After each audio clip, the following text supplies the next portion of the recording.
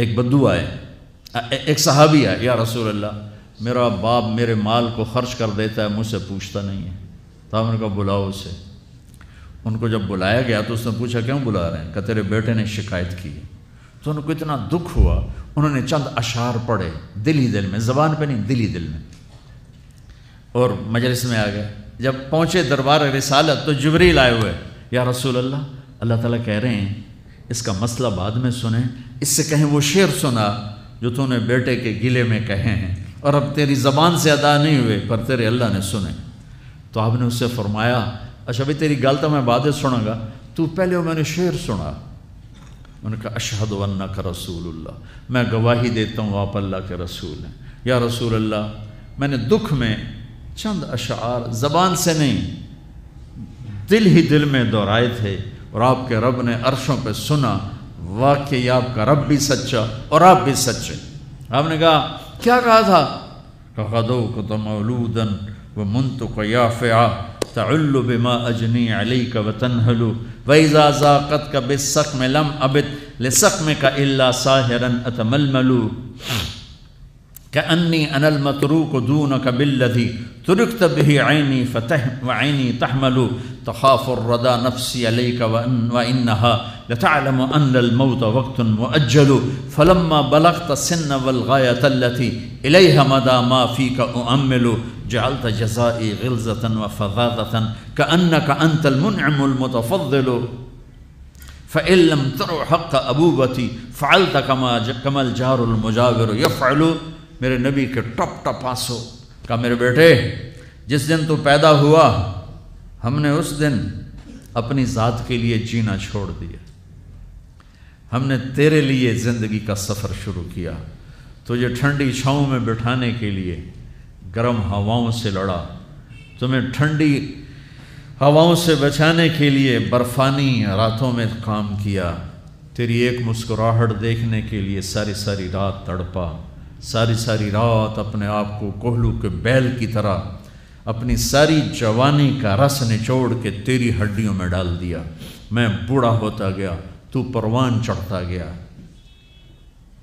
میری کمر جھک گئی، تیری کمر اٹھ گئی، میری ٹانگوں سے جان نکل گئی، تیری ٹانگیں مضبوط ہو گئیں، میرے ہاتھ کانپنے لگے، تیرے ہاتھ مضبوط ہوئے، میں لڑکھڑانے لگا، تو اترانے لگا، تو مجھے خیال آیا کہ جیسے میں اس کے لیے دھکے کھاتا تھا، اس کی زندگی کی دعائیں مانگتا تھا، اس کے لیے تڑپتا تھا، چلو آج میرا یہ سہارا بنے گا۔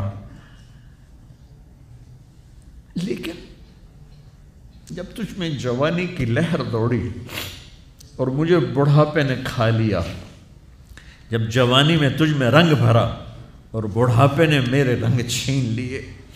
جب جوانی نے تجھے سیدھا کیا، بڑھاپے نے مجھے ٹیڑھا کر دیا، کمر جھکا دی، تو ایک دم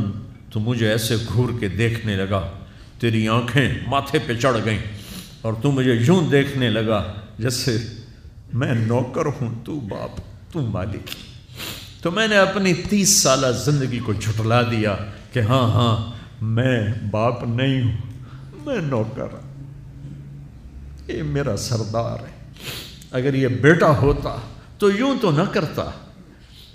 اس نے میری راتوں کے تڑپنے کو بھلایا، میرے گرمی سردی سے لڑنے کو بھلایا، کولو کے بیل کی طرح میرے چکر کاٹنے کو بھلایا، اپنی خوشیوں کو دفن کر دیا اپنے سینے میں،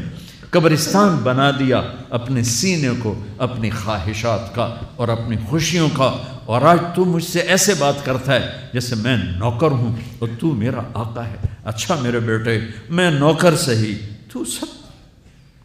پر میں تیرا پڑوسی تو ہوں، بندہ پڑوسی سے پوچھ ہی لیتا ہے کیا حال ہے، کوئی ضرورت تو نہیں، اتنا ہی پوچھ لیتے۔ دیکھو میں آج رو رہا ہوں، یہ بڑے دردناک اشعار ہیں، میری اردو میں اتنی وسعت نہیں ہے کہ میں ان اشعار کا درد سمجھ سکوں اردو کے الفاظ میں، لیکن اتنا بتاتا ہوں کہ میرے نبی روتے روتے ہچکی لگی، اتنا روئے، اور آپ نے اس بچے کے گریبان کو یہاں سے پکڑ کر دفع ہو جا، میری نظروں سے دور ہو جا، انت و مالک لابیک، تیرا سب کچھ تیرے باپ کا ہے، یہی باپ آج تمہارے ہاتھوں ذلیل ہو رہے ہیں۔